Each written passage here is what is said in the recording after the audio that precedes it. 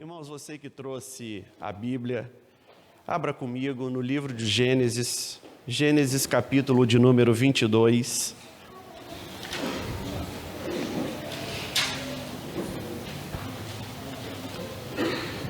Gênesis, primeiro livro da Bíblia, capítulo de número 22.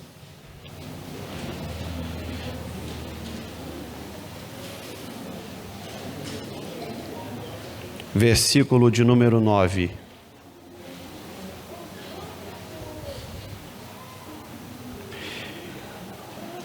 Antes de nós lermos aqui também, lembrando aqui que, para quem não me conhece, meu nome é Júnior, eu atuo como pastor, como eu já disse, na igreja, na comunidade Vida Nova ali em Guarulhos, junto com o pastor Eliabe Correia, pastor Ziel Correia, pastor Adonias. Nós somos em 4 pastores, cada um cuida de uma área.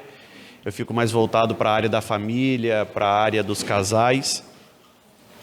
E cada um, pastor Oziel é no âmbito geral, pastor Adonias ensino, pastor Eliabe com os jovens. E ali a gente reparte o bolo e cada um come uma fatia do bolo e a gente vai junto ali orando e trabalhando para que a obra do Senhor ela cresça.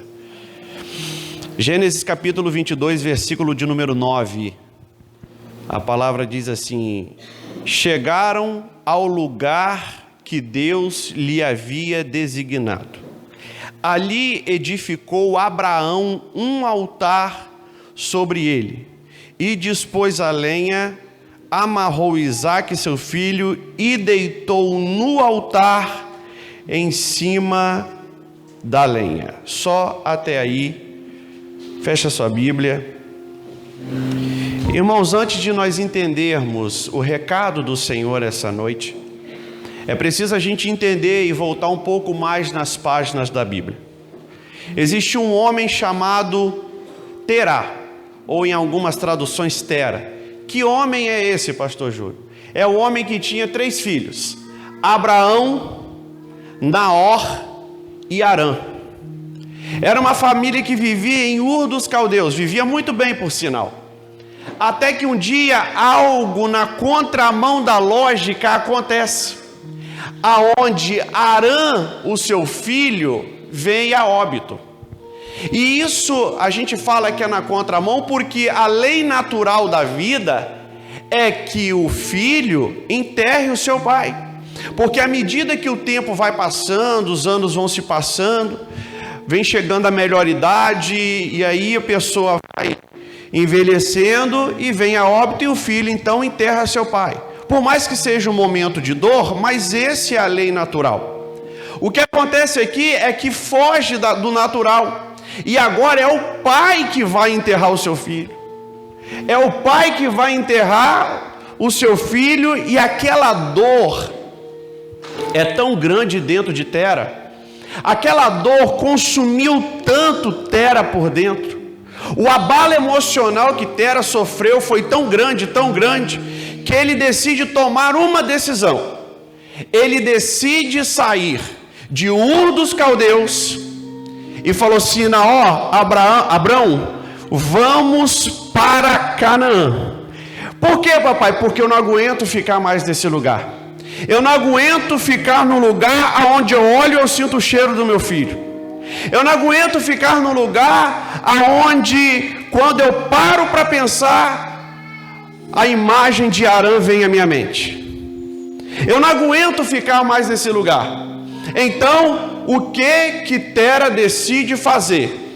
Tera decide tomar uma decisão de sair de Ur dos Caldeus, e o seu destino é aonde? Canaã. Ele olha para Canaã e fala: nós vamos para Canaã, porque aqui não tem como ficar. Nós vamos para lá porque aqui está difícil demais de nós ficarmos aqui. Então nós vamos caminhar até lá, e para lá nós vamos. Até aqui tudo bem. O que acontece é que quando chega na metade do caminho, Tera para em um lugar. E quando Tera para num lugar, ele vem perguntar assim: qual é o nome desse lugar? E alguém responde assim: o nome desse lugar se chama Harã. Quando ele para, ele fala assim: peraí, Eu tenho um filho que se chama Arã, que veio a óbito. Eu saí de Ur dos Caldeus justamente por causa da falta dele. Então você quer dizer que eu parei no lugar e o lugar que eu paro também se chama Arã? Ele falou assim: sim, o nome desse lugar que você parou também é Arã. Então volta novamente inteira todos os abalos emocionais, todas as crises existenciais. A tristeza nasce de novo inteira. A terra é tomado por uma angústia tão grande que ele parou no lugar onde o nome do lugar era o mesmo nome do seu filho que tinha acabado de vir a óbito há pouco tempo.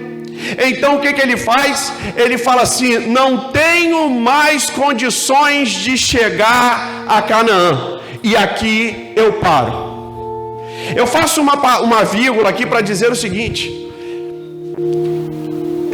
tem pessoas que por causa de abalos que sofreram dentro da família, tem pessoas que por causa de abalos emocionais, elas não conseguem caminhar, elas não conseguem avançar. Ela sabe que Canaã está esperando ela sabe que Canaã é o melhor lugar, ela sabe que Canaã é o lugar que Deus quer que elas estejam, mas elas não conseguem avançar, elas não caminham. Por quê? Porque não tem uma cura interior dentro de si, e os abalos emocionais impedem essas pessoas de caminhar. Mas deixa eu te dizer uma coisa: numa noite de quarta-feira como essa, eu quero numa noite dessa tão linda, vendo esse povo tão abençoado de Deus, para aqueles que precisam que haja uma cura interior de Deus dentro do seu coração.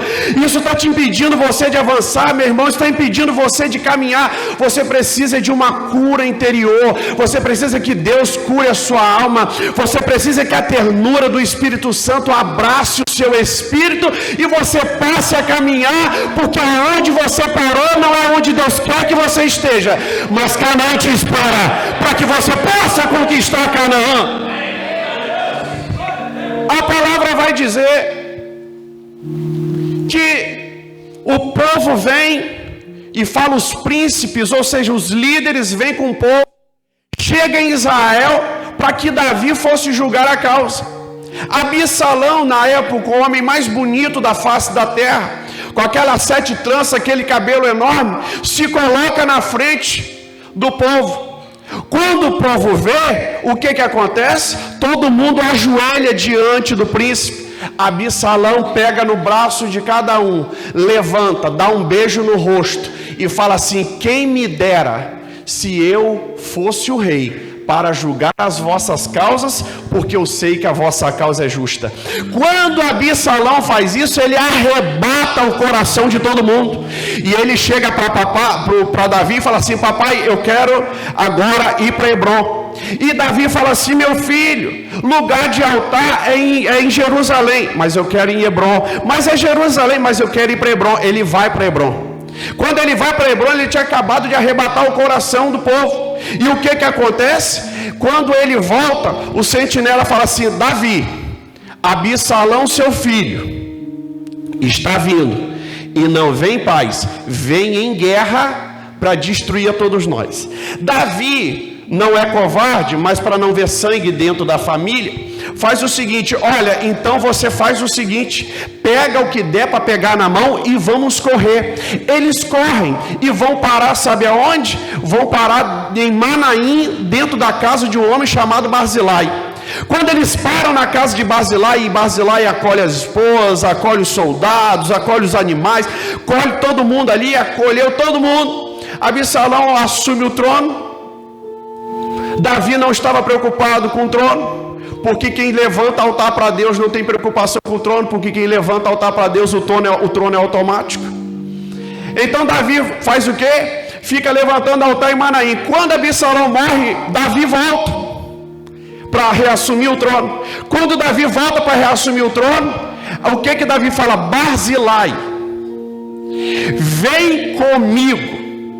E Barzilai fala assim: eu sei que em Jerusalém tem cantoria, eu sei, rei Davi, que em Jerusalém tem as melhores comidas, eu sei que em Jerusalém tem as melhores danças, mas eu até atravesso o Jordão com você, mas deixa eu voltar e morrer em Manaim, porque Jerusalém não é o meu lugar. Sabe o que acontece? Porque tem pessoas que não conseguem avançar? Sabe por que tem pessoas que não conseguem ir além? Porque Manaim, que são as coisas do mundo, ainda grita muito forte dentro de você, e é por isso que você não consegue avançar. Sabe por que você não consegue chegar em Jerusalém, mesmo atravessando o Jordão e voltando? Sabe por que você não consegue chegar em Jerusalém? Porque Manaim ainda grita alto dentro da sua alma. Mas o dia que você fala assim, Manaim não, porque eu quero um altar, e o altar está em Jerusalém, então eu quero Jerusalém. Aí você vai ver que Manaim vai parar de gritar dentro de você, e o que vai gritar é a voz do Senhor falando, vem para Jerusalém, que aqui tem altar e Deus fala.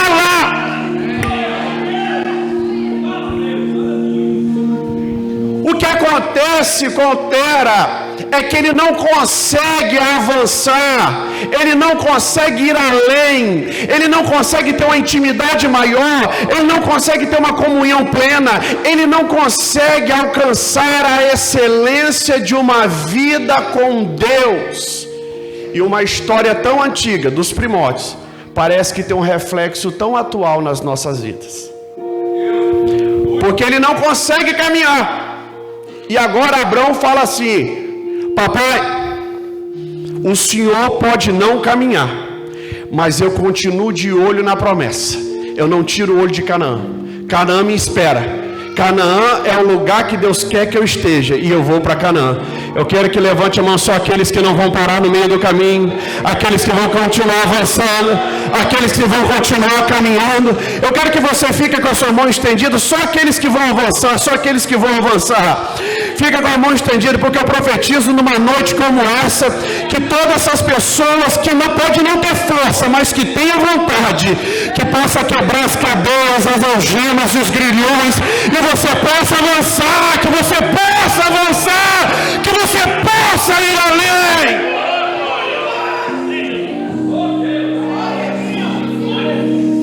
Não tire o olho de Canaã. Não tira o olho de Canaã. Então, quando Abraão decide tomar uma decisão dessa, Deus agora começa a tratar com Abraão. Deus começa a moldar a Abraão. Deus começa a trabalhar dentro de Abraão. Deus começa a fazer uma obra magnífica dentro de Abraão. E com isso, Abraão vai levantar 4 altares para Deus. E o tema dessa mensagem são os 4 altares de Abraão. E é agora que começa a mensagem dessa noite. Gênesis capítulo 12, versículo 7. A palavra vai dizer que Abraão, ele chega num lugar chamado Siquém.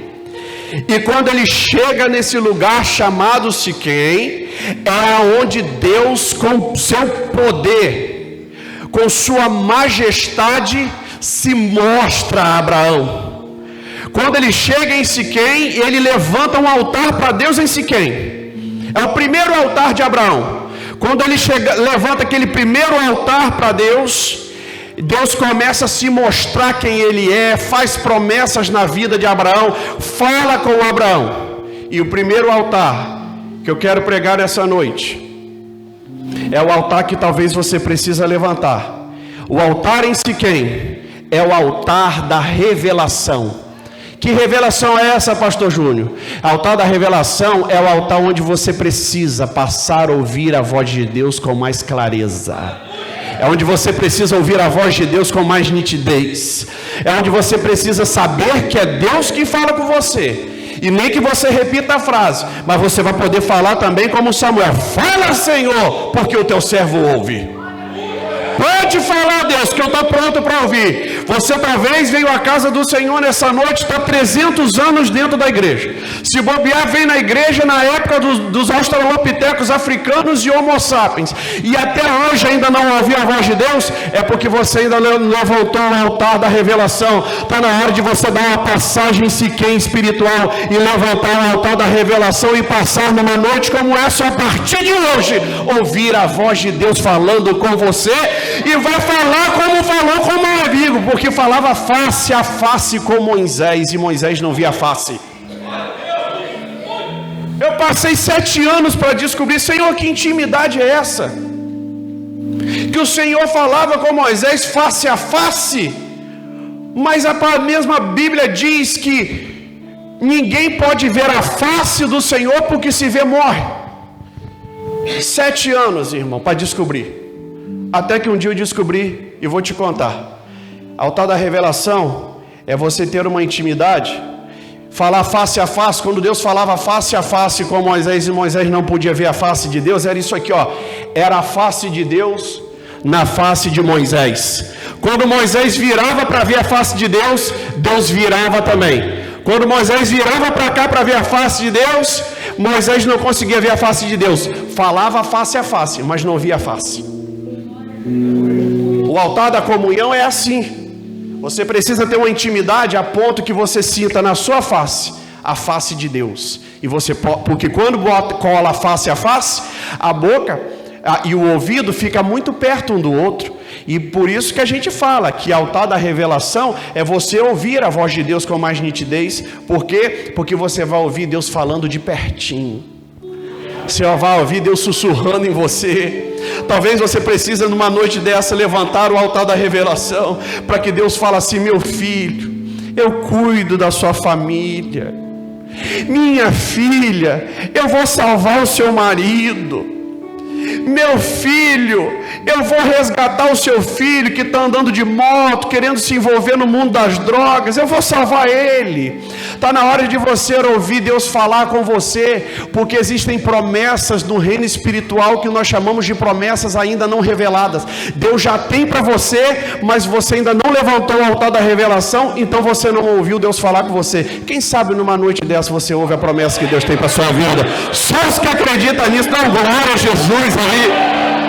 Oh, aleluia. Aí Gênesis capítulo 12, versículo de número 8, ele vai levantar um segundo altar para Deus. Ele chega no lugar entre Ai e Betel. Ele está, Abraão está diante do seu segundo altar, e ele vai levantar um altar no meio, entre Ai e Betel. Quando ele vai levantar um altar entre Ai e Betel, ele tem uma decisão a tomar, e talvez seja a sua decisão. Sabe por quê?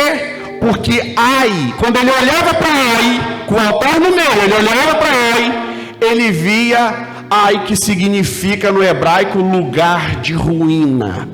Quando ele olhava para Betel, isso que significa no hebraico casa de Deus, e ele vai levantar um altar no meio. Que altar é esse, pastor Júnior?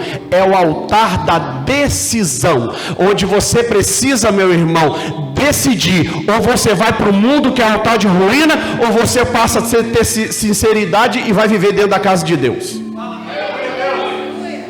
Você precisa tomar uma decisão. Sabe por que você vive um tempão e vai dizer assim: minha vida está um feijãozinho com arroz, simplesinho. Aí quando pergunta: meu irmão, como é que está? Ao invés dele falar só vitória e profetizar para a vida dele mesmo, Maurício, ele não tem nem coragem de falar isso. Sabe por que ele fala? Estou levando, estou lutando. Ele nunca para, a luta dele nunca termina. Sabe por quê? Porque ele ainda não tomou uma decisão. Ao mesmo tempo que ele quer a casa de Deus, porque ele é inteligente, o altar de ruína, que é a Ai, fica falando assim: está indo muito para lá, hein? Está na hora de você vir um pouco mais para cá. Está indo muito para a casa de Deus, está indo muito para Betel, vem um pouquinho para cá. Uma noite dessa, meu irmão, você precisa tomar uma decisão. Vida com Deus é coisa séria. Uma mensagem dessa, meu irmão, além da glória de Deus, é uma mensagem que cura a alma. Porque se você acha que eu estou preocupado de chegar aqui e só trazer uma mensagem para ouvir glória a Deus do povo para voltar depois, você está muito enganado.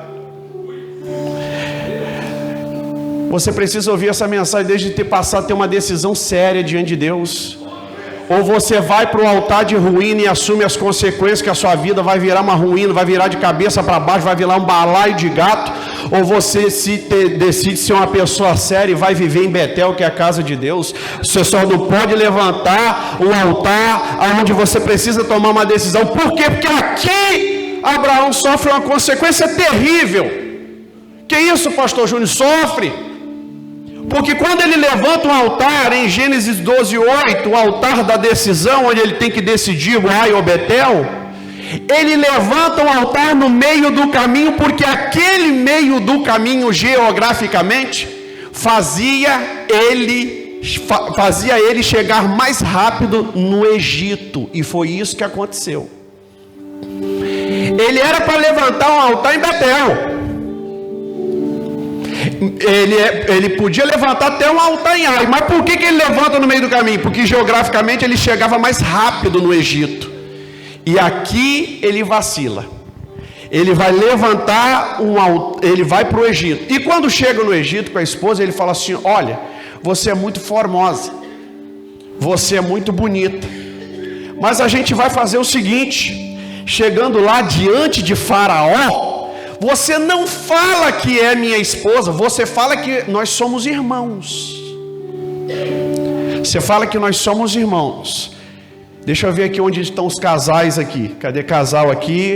Marido e mulher, namorado, namorada. Tem aqui, está pertinho um do outro aí? Está pertinho?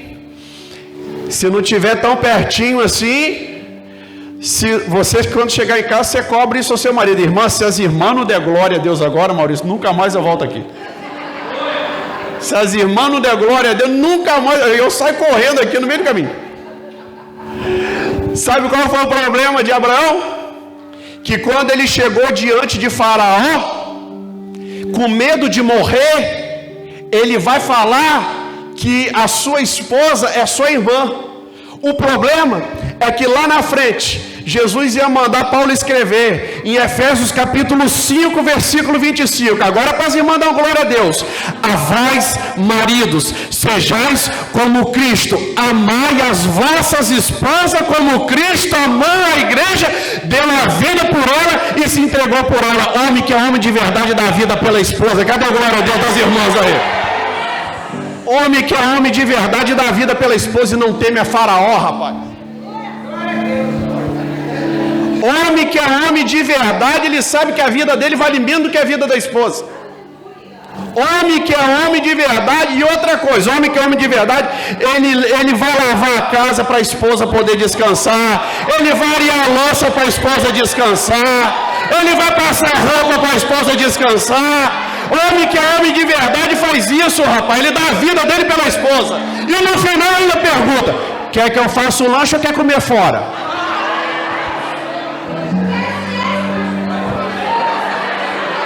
Homem que é homem de verdade, rapaz. E as irmãs, se reclamar, joga Efésios 5, 25 na cara dele e manda ele ficar quieto. O problema dele é que ele vai fazer isso.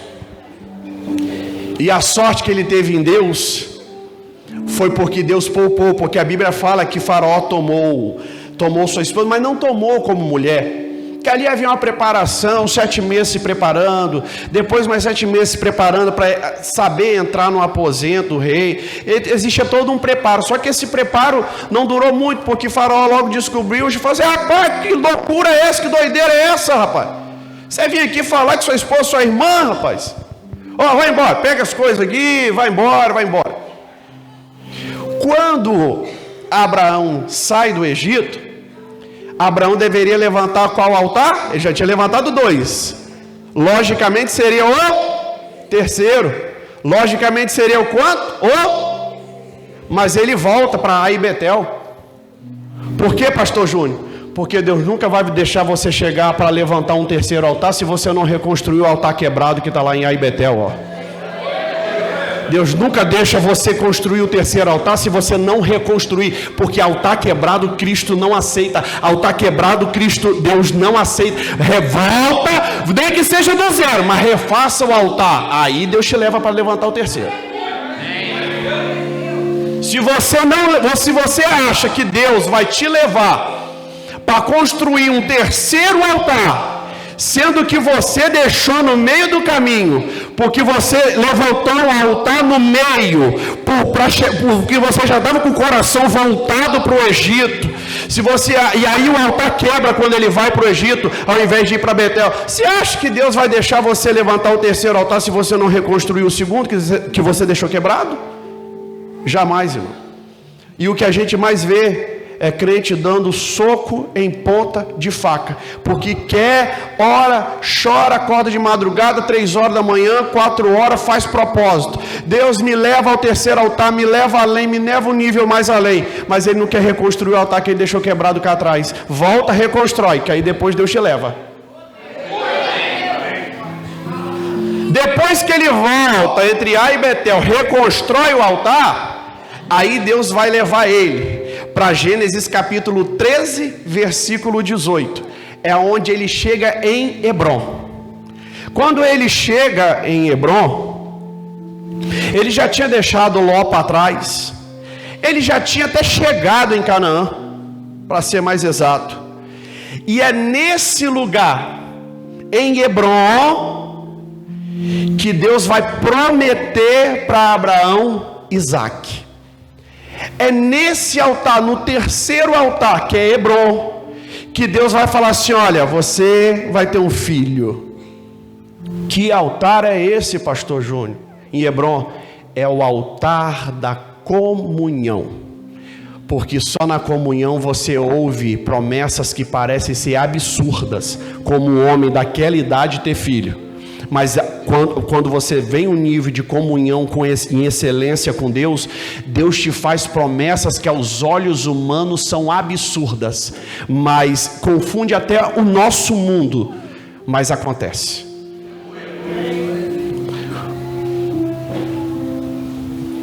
O altar da comunhão em Hebrom só acontece quando Deus te promete coisas que é impossível aos homens de acontecer.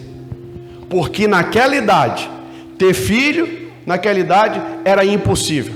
Mas a comunhão com Deus te faz isso. A comunhão com Deus, Deus faz você olhar para a sua família toda destruída, e Deus fala assim: vou reconstruir. O altar da comunhão, a comunhão com Deus faz você olhar para o seu filho, que está envolvido com as drogas, e fala assim: vou salvar, e ainda vai virar pastor de igreja. A comunhão com Deus faz você olhar para o seu marido e falar assim: só vive na cachaça, mas vou salvar, e ainda vai ser um diácono de excelência, cheio de poder na casa de Deus. Porque comunhão com Deus é assim: Deus te faz promessas que parecem absurdas, mas o que é impossível para os homens, Lucas capítulo 1, versículo 23, porque tudo aquilo que é impossível para o homem é possível para Deus. O altar da comunhão faz isso. O altar a comunhão com Deus tem um poder, não de Deus falar assim: eu vou curar sua dor de cabeça, porque curar dor de cabeça pode ser um problema de fígado, pode ser um outro problema, pode ser uma gripe, pode ser um resfriado. A comunhão com Deus é muito mais do que isso. Comunhão com Deus é você ouvir Deus falar coisas que você humanamente olha e fala assim: isso é absurdo, pastor Júnior, eu não acredito que isso vai acontecer, e acontece. Ele vai prometer Isaque para um homem daquela idade, e agora ele vai para o quarto altar. Ele vai para o quarto altar. Aqui Abraão já está moldado. Aqui Abraão já é um homem muito, muito diferente. A sua roupagem espiritual agora, e a sua carcaça, a sua estrutura espiritual é totalmente diferente. Ele chega ao Monte Moriá, em Lucas capítulo 22, versículo de número 9. Mas para te contar esse mistério, eu quero que você se coloque de pé. E o ministério de louvor já pode vir aqui na frente aqui para a gente cantar um louvor para Deus.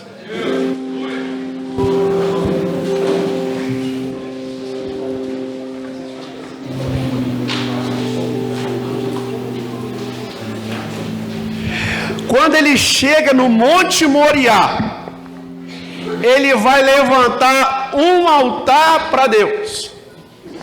Só que ali ele sobe com 2 homens carregando jumentos. E quando chega um determinado ponto, ele fala assim: aqui vocês param, porque agora é só eu e Isaac. Quando chega lá em cima, está o altar. Isaac fala assim: papai, já vi esse altar antes, só está faltando uma coisa. Aonde está o cordeiro? E ele, dentro de si, ele fala assim: ah, meu filho, Deus proverá. Pastor Júnior, que altar é esse no Monte Moriá, em Lucas capítulo 22, versículo 9?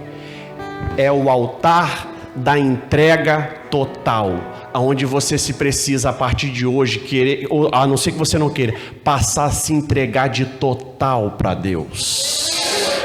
Entregar tudo para Deus.